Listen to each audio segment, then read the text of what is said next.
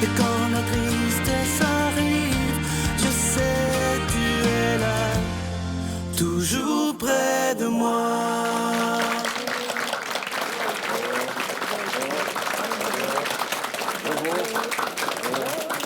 Bonjour, Sarah-Jeanne. Oui, Comment allez-vous? ça va très bien, Sylvain. On est toujours au Résidence Soleil de Sainte-Julie. Avec du bon monde. Oui, merci de tout cœur de nous accueillir. Oui, merci. Bonjour les gens à la maison, j'espère qu'on se Oui, prépare à vivre bonjour. une belle journée. Aujourd'hui, c'est une émission d'un sujet qui est tellement délicat. Je sais qu'il y a des débats incroyables au Québec présentement. Il y en a qui sont pour, il y en a qui sont contre, mais on va essayer de faire un éclairage de ce sujet-là avec notre foi. Il s'agit d'un sujet délicat, l'euthanasie aujourd'hui. L'euthanasie, c'est pour ça, moi, là, je ne vais pas rester, Sylvain. Je te laisse avec le médecin puis un curé. Réglez ça, moi, c'est trop fort pour mon cerveau. Bye-bye. Alors, je reçois avec beaucoup de joie aujourd'hui des spécialistes, le docteur Patrick Vinet, les directeurs des soins palliatifs à l'hôpital Notre-Dame, et l'abbé Jean Dethelot, que vous connaissez bien, qui est avec nous depuis le début de la Victoire de l'amour. Il est un spécialiste en éthique. Alors, je m'en vais les rejoindre immédiatement pour essayer de comprendre un peu ce sujet-là. Docteur Vinet. Bonjour, monsieur. Bonjour, Jean. Bonjour, Sylvain. Merci. Je vais commencer avec vous, docteur Vinet. Parce que j'ai vu tantôt dans l'assistance déjà des gens qui sont pour, qui sont contre. Donc, même chez les croyants, il y a des pour et des contre. Quel est votre point de vue à vous? Pourquoi on devrait être contre l'euthanasie? Pourquoi on devrait être contre? Principalement parce que c'est le fondement de la société que le respect de la vie des autres et que les autres ne nous appartiennent pas. Ils sont eux-mêmes. On doit faire tout ce que l'on peut pour qu'ils ne souffrent pas, et ça, c'est un devoir absolu. En d'autres termes, la médecine est tellement puissante qu'en fin de vie, on a tout ce qu'il faut pour rendre tout le monde confortable. Bien sûr, ça ne les empêche pas de mourir. Oui. Et ils vont mourir de cause naturelle. Et quand on meurt de cause naturelle, personne ne se demande si quelqu'un vous a tué ou non.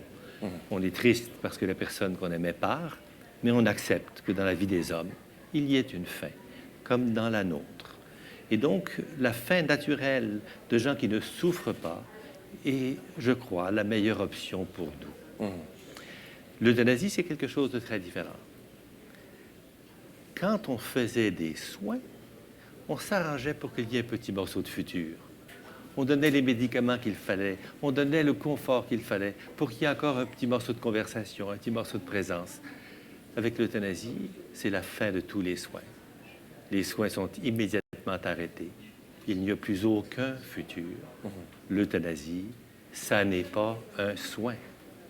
L'aide médicale à mourir, qui est de l'euthanasie, ça n'est pas un soin. Et si ça n'est pas un soin, ça n'a rien à voir, rien à faire dans un hôpital, par exemple, qui est un lieu de soins. Vous me disiez avant l'émission 3 points que j'ai trouvés très au niveau des conflits d'intérêts. J'aimerais que vous m'en reparliez parce que ça m'a beaucoup secoué même. Ça vous a secoué? Oui. Et voyez-vous, nous sommes en attente d'une loi qui provient d'un processus de réflexion qui a été assez lent. Je dois vous dire que dans la société, il y a 2 types de pensées. Il y a la pensée des bien-portants, la vôtre, la mienne, celle de ce beau public, qui regarde les choses comme des bien-portants. Et qui, quelquefois, disent, si moi, je suis comme lui, incapable de bouger ou souffrant, s'il vous plaît, donnez-moi une injection puis je m'en vais. Puis il y a la pensée du malade, qui a été un bien-portant, qui a déjà pensé comme ça, et qui maintenant, quand tu passes, te prend le veston puis te dit, « Hey, docteur, ma fille revient d'Australie vendredi. Pouvez-vous me donner une autre semaine? » Il ne pense pas de la même façon. D'accord? Donc, il y a donc 2 pensées, celle des bien-portants et celle des non-bien-portants. Ceux qui sont avec des malades comme moi, surtout des malades qui vont mourir parce que c'est mon métier, je vois beaucoup la pensée des malades. Et cette pensée, ce n'est pas une pensée qui m'amène à l'euthanasie. Mais si on accepte, comme cette loi devrait nous le proposer, que le docteur peut poser un geste, c'est-à-dire d'arrêter la vie de quelqu'un là, parce que cette personne l'a demandé, parce que cette personne l'a écrit dans ses décisions, parce que cette famille fait valoir les droits de cette personne à disparaître, eh bien, on fait rentrer un non-soin à l'intérieur des soins. Et ça a plein de conséquences que vous ne voyez pas. Par exemple, l'hôpital n'est plus un lieu sécuritaire. Amenez votre maman à l'hôpital, vous êtes sûr qu'on va bien s'occuper d'elle, que personne ne va lui faire du mal. Le jour où dans l'hôpital on peut la tuer, eh bien, on n'est plus peut-être aussi sûr Est-ce qu'on va avoir encore des institutions d'accueil? Est-ce que le système public du Québec va être encore un milieu sécuritaire? Mais il y a plein d'autres raisons. Par exemple, prenez le médecin, c'est la question que vous m'avez posée. Ouais. Le médecin qui marche à l'acte, qui a 6 lits ou 7 lits avec des patients à lui là-dedans. S'il se trouve que dans 3 de ces lits, il y a des gens qui sont en fin de vie pour lesquels il ne peut plus rien faire à l'acte, bien, son salaire est proportionnel aux lits occupés, pas aux lits qui sont occupés par des gens pour qui il ne peut plus rien faire. Si c'est écrit quelque part qu'il suffit de donner une petite injection puis ils s'en vont, bien, son salaire vient de doubler. Est-ce que le médecin qui pose le geste euthanasique est en conflit d'intérêt avec le malade? Peut-être que oui. Et si c'est oui, allons-nous lui donner le droit de poser ce geste? C'est vrai pour l'institution. Quand l'urgence est pleine, eh bien, il suffit de vider un peu l'hôpital. On vide l'urgence dans l'hôpital, puis on a des bonnes notes. Est-ce que l'institution est en conflit de malades? C'est vrai même pour l'État. C'est vrai pour le ministère de la Santé. Est-ce que ça coûte moins cher d'euthanasier quelqu'un que d'avoir quelqu'un dans un lit d'hôpital, dans un CHSLD ou dans une autre facilité pendant quelques temps? Oui, ça coûte moins cher. Donc, au fond, introduire cette possibilité de tuer quelqu'un dans notre système de santé, je crois que c'est une fracture très profonde et que ça va avoir des conséquences très profondes. Et il y a beaucoup d'autres raisons que l'on pourrait élaborer. Jean, quel est ton point de vue, toi, comme spécialiste en éthique? Je sais que tu as beaucoup travaillé sur ce sujet-là. Ben, en fait, c'est que la question de l'euthanasie, ça rejoint toutes les situations humaines liées à la mort et à la vie. Les humains ont un devoir de vivre qui est à la base de leur existence. On fait tout pour qu'un enfant soit en santé, on veut rester en santé. Il n'y a pas au menu de nos vies une commande d'en finir, mais plutôt de toujours continuer par en avant. Et alors, le geste d'euthanasie signifie que la vie humaine, c'est secondaire. C'est vrai que d'une certaine manière, c'est la vie éternelle qui est importante, mais le respect de la vie humaine, c'est dans toutes les sociétés un principe fondamental. L'interdit fondamental de l'éthique dans toutes les sociétés, c'est tu ne tues pas ton semblable. Sinon, il a droit aussi de te tuer toi-même. Donc, on écarte cette possibilité-là de toutes sortes de façons. Arrivent les soins de santé très, très, très développés qui font que maintenant, des gens qui autrefois seraient morts de mort naturelle survivent à un accident cardiaque et à toutes sortes de choses, et puis ils ne meurent plus. Et c'est lourd à porter pour d'autres. Et souvent, la demande d'euthanasie vient des proches. Il y a une pression qui est faite sur la grand-maman, sur le grand-papa, pour qu'on en finisse. C'est long venir à l'hôpital. J'ai vu ça chez moi à Sherbrooke, au comité d'éthique. Une madame qui n'en finissait plus de mourir, elle était dans le coma. Ses filles sont venues, puis ont dit au médecin, « Pouvez-vous l'achever, s'il vous plaît? » Elle était inconsciente, sauf qu'elle a entendu. Puis quand elle s'est réveillée, les filles sont venues la visiter, puis la maman a dit, « Vous souhaitiez que je m'en aille, n'est-ce pas? Mais c'est tragique ce que l'on a comme pression pour que les gens disparaissent parce qu'ils sont lourds à porter. » À la société qui calcule tout, en arrive à faire pression pour que la vie, même des gens très fragiles, compte pour rien. Et là, le regard du chrétien, du moralisme et du chrétien aussi dit, chaque personne humaine est un trésor. Et on ne manipule pas une personne comme un objet. Oui, mais elle le veut. À la commission sur mourir dans la dignité, un des députés me dit, mais si la personne, même qui est en soins palliatifs chez vous, veut absolument avoir l'euthanasie, c'est sa volonté, c'est sa volonté, il faut lui dire oui. Hey! Toute volonté personnelle n'est pas impérative. Je décide, je lui dis au monsieur, vous décidez aujourd'hui de fumer dans la salle, c'est votre droit. Hein? On va vous mettre dehors. Vous prenez un 40 onces de scotch puis vous prenez la route, on va vous arrêter. La société protège certains principes. Et quand on commence avec l'euthanasie, dans le document qu'on a fait là, pour légaliser l'euthanasie, on parle d'une aide médicale à mourir. On pourrait penser que c'est juste une petite affaire, tu sais. Avez-vous déjà soufflé un ballon? Et vous soufflez le ballon, puis vous dites, regarde, je vais juste faire un petit trou dedans avec une épingle. C'est pas gros, hein? Tout s'en va. Tout saute. Alors, c'est le début d'une, peut-être, glissade vers s'autoriser n'importe quoi. Les handicapés, on a assez de facilité à autoriser l'avortement dans nos sociétés. On va culture de la mort. Hein? Une culture de mort qui s'installe doucement. Je ne pense pas que ça nous avance beaucoup. Puis les situations limites, on les traite de façon exceptionnelle. Les exceptions sont toujours prévues dans nos systèmes légaux. Puis dans la gestion d'un cas clinique, le docteur Vinet le sait bien. Il peut arriver qu'on est un petit peu en frontière de la piqûre qui soulage et aussi accélère la mort, ou de la piqûre qui accélère la mort d'une façon plus rapide qu'on l'avait imaginé. Mais on ne fait pas de gestes qui provoquent directement la mort d'un semblable. C'est pas de la médecine, comme disait le docteur Vinet. Et d'après vous, quels seraient les dérapages possibles? Je pense à un exemple, je sais pas moi, quelqu'un qui a beaucoup d'argent et c'est un intérêt pour les enfants que la grand-maman s'en aille ou que la maman s'en aille. Il y en a des beaucoup plus fins que cela. Oui. Prenons quelqu'un, regardons ce que la loi devrait proposer si on comprend le rapport Ménard, si on comprend le rapport de la Commission. Elle devrait proposer que de mourir sur demande devient un droit pour tous les citoyens québécois. Un droit citoyen. C'est-à-dire que on a l'obligation de vous rendre ce droit possible. Comme le médecin sera obligé à ce moment-là. Absolument. Et donc, c'est la seule situation de médecine que je connais où le malade dit, moi, c'est ça que je veux, puis tu fais ça maintenant. C'est ça que tu fais. C'est un peu comme s'il me disait, moi, ma vie, elle est bien importante. La tienne n'est pas très importante. Quand même que tu vivras 30 ans à te demander si tu as bien fait de me tuer, c'est ton maudit problème.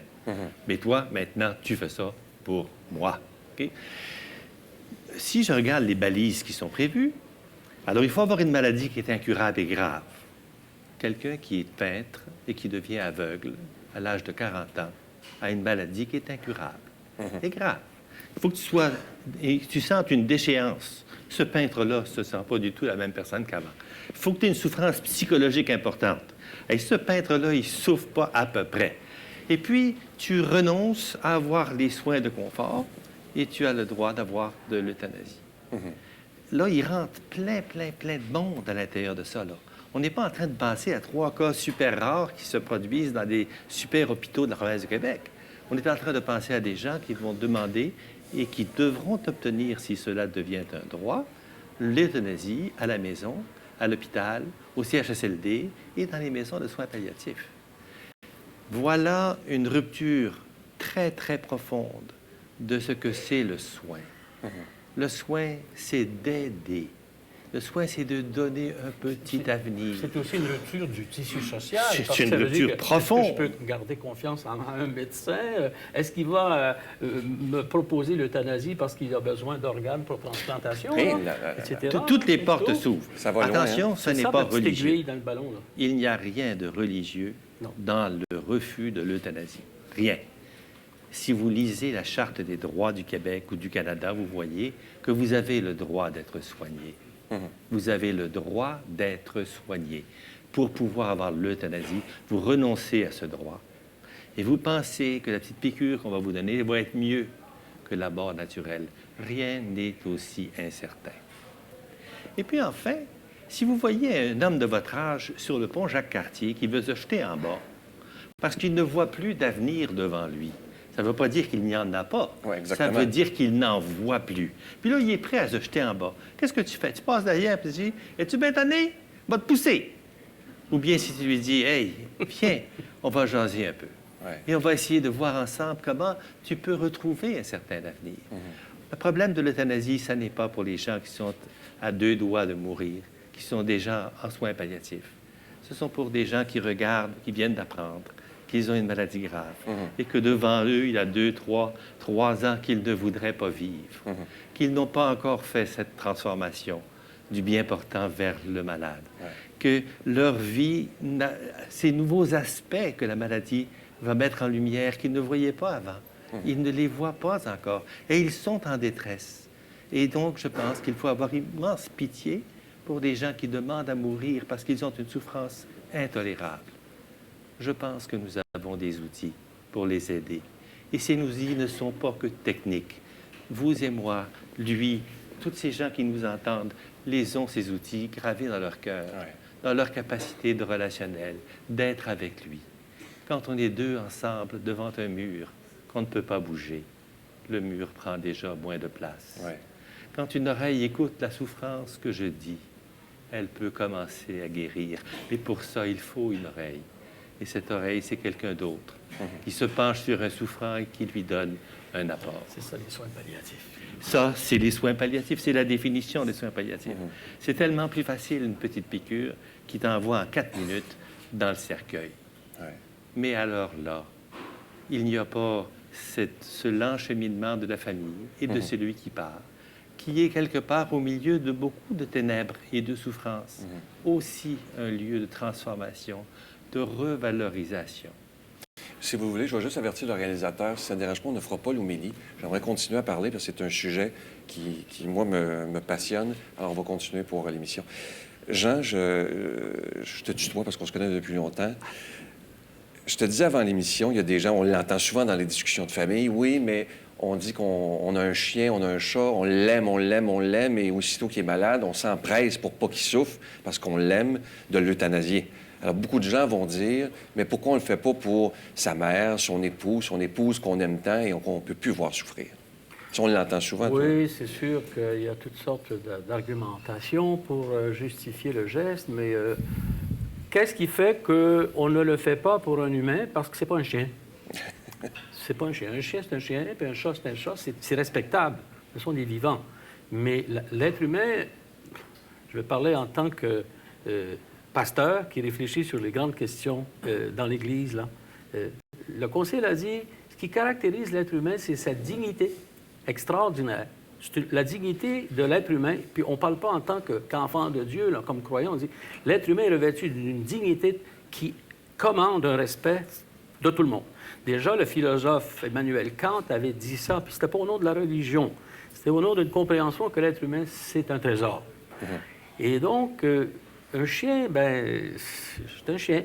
Et ça n'a pas la dignité d'un être humain capable de raisonner, de créer des choses, de chanter. Est-ce que vous avez entendu un chien chanter? Oui, de créer des choses, donc, d'imaginer, etc., de conversation. Alors, évidemment, on fait un peu d'anthropomorphisme, pour prendre un terme, un vieux terme, c'est qu'on attribue au chien des qualités humaines, c'est sûr, notre petit pitou, mon petit bébé, puis on le caresse, puis c'est beau, puis c'est bon. Mais de là à accorder à l'être humain la même importance, c'est différent. Et, Dr Vinet, il nous reste quelques minutes. On parlait des dérapages tantôt. Oui. J'aimerais qu'on revienne aux soins palliatifs, mais il y a aussi des gens qui disent... Est-ce que ça vous est déjà arrivé d'entendre quelqu'un en soins palliatifs vous dire « moi, je veux mourir ». Certainement.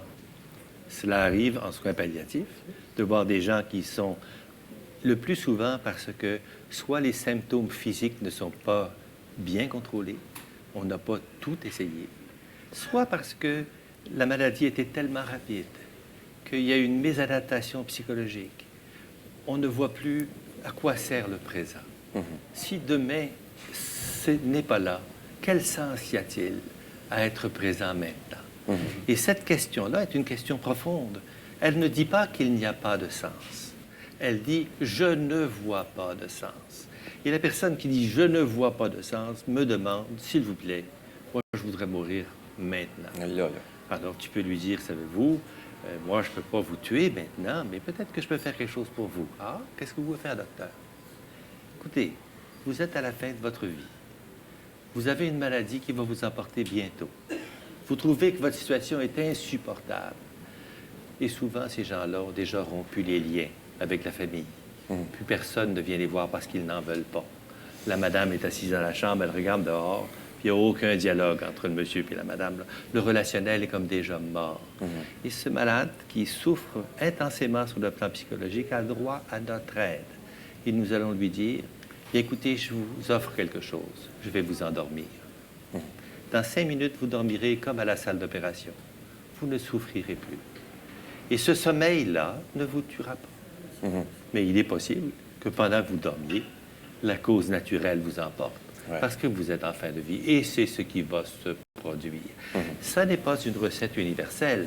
Je ne pourrais pas vous offrir ça à vous, jeune homme en pleine santé, qui va à une expérience de vie de plusieurs semaines, même si vous ne mangez pas et ne buvez pas. Mais cette personne qui déjà ne mange à peu près plus, puis ne boit à peu près plus depuis 10 jours, lui, je peux lui offrir ça et il va mourir sans avoir ni une intention de le tuer, ni un geste qui le tue, il va mourir de cause naturelle. C'est une solution. Jean, je te laisse les 30 secondes du mot de la fin. Les gens souvent disent, moi, la plus belle mort, c'est quand tu meurs subitement. Moi, j'ai beaucoup entendu l'inverse, de gens qui sont très souffrants, qui vont en soins palliatifs et qui disent, merci Seigneur de m'avoir donné le temps de me préparer à mourir. C'est ce que je lui demande toujours, la relation avec les miens. Et mon confrère qui est décédé du cancer avait dit, je pars, je quitte des gens que j'aime, mais je suis un croyant, donc je crois que je vais rencontrer celui qui m'aime le plus. Et donc, c'est beau mourir aussi. Et c'est positif accompagner les gens dans la mort. Le docteur Vinet est un spécialiste de la caresse finale. Merci de tout cœur à vous deux. Je vous aurais écouté pendant des heures, mais le temps passe évidemment en télé. Je vais vous offrir une belle chanson à vous et aussi aux gens à la maison, aux gens qui sont ici. Écoutez bien les paroles et je trouve que ça va bien avec le sujet qu'on a parlé. Prends mon cœur avec Miguel Padilla.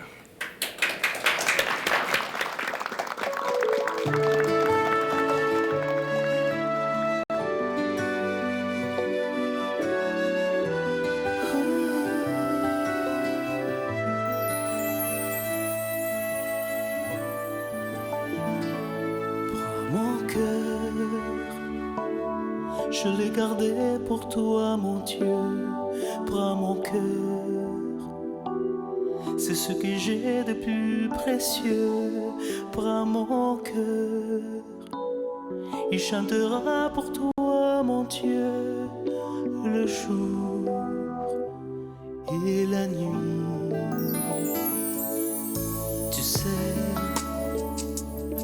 tu m'as séduit un bon matin, comme le soleil qui se prend la fleur au printemps. Et chaque jour, tu viens me caresser le cœur de ton amour qui me fait chanter de bonheur, de bonheur. Prends mon cœur, je l'ai gardé pour toi, mon Dieu, prends mon cœur. C'est ce que j'ai de plus précieux, prends mon cœur. Il chantera pour toi, mon Dieu, le jour et la nuit. Maintenant, en plein soleil de midi, je viens vers toi. Je veux te suivre dans la vie. Et aujourd'hui, je m'abandonne entre tes bras, car je sais bien que toute ma vie est faite de toi, faite de toi. Prends mon cœur, je le garderai pour toi, mon Dieu. Prends mon cœur, c'est ce que j'ai de plus précieux. Prends mon cœur, il chantera pour toi, mon Dieu, le jour et la nuit.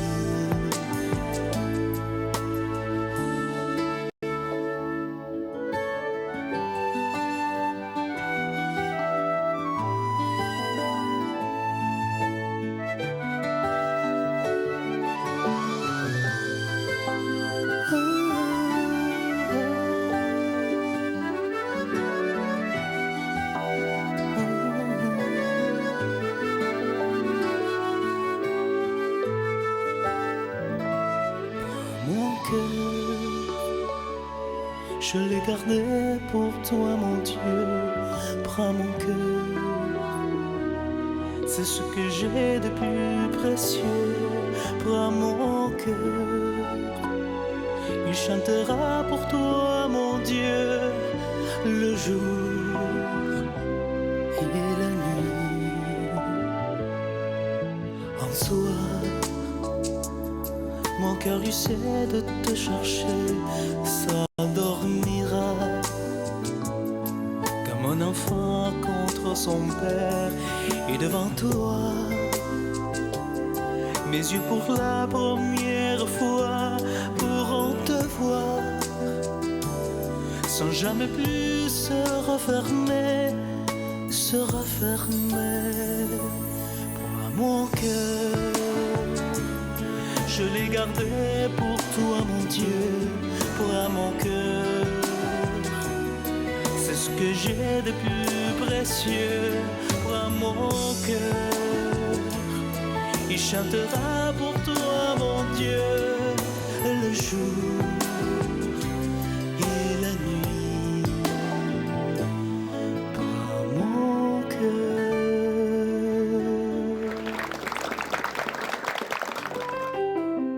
Notre Père qui es aux cieux, que ton nom soit sanctifié, que ton règne vienne, que ta volonté soit faite sur la terre comme au ciel.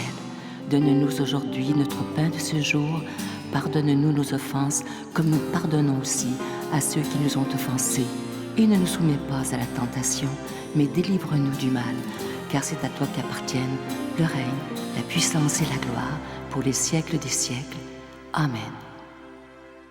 Ça fait déjà quelques semaines que je vous parle de ce beau cadeau du mois. Et vous savez, on est dans le mois de Marie, le mois le plus beau, comme on dit, le mois de mai. Et il s'agit d'un dizainier en épinglette, une belle exclusivité de la Victoire de l'amour, à l'effigie de Notre-Dame de la Guadeloupe. Vous savez que le pape Jean-Paul II avait nommé Notre-Dame de la Guadeloupe impératrice ou patronne des Amériques. Et c'est aussi pour rendre un hommage à ce si bon pape François qui vient lui aussi pour la première fois de l'histoire des Amériques. Alors, je vous rappelle que ce cadeau, il est déjà béni. Vous en recevrez un avec un don de 25 $. Et si vous en voulez deux, parce que ça se donne vraiment bien en cadeau avec un don de 40 $. Je vous rappelle aussi qu'on vous envoie un reçu pour fin d'impôt. Alors, je vous remercie de tout cœur de votre grande générosité. Vous savez que si on vous demande des dons, c'est pour payer la production et la diffusion des émissions de la Victoire de l'amour 7 jours par semaine. Alors, je vous donne l'adresse. La Victoire de l'amour, casier postal 120, succursale Boucherville à Boucherville, le J4B 5E6, je vous la redonne.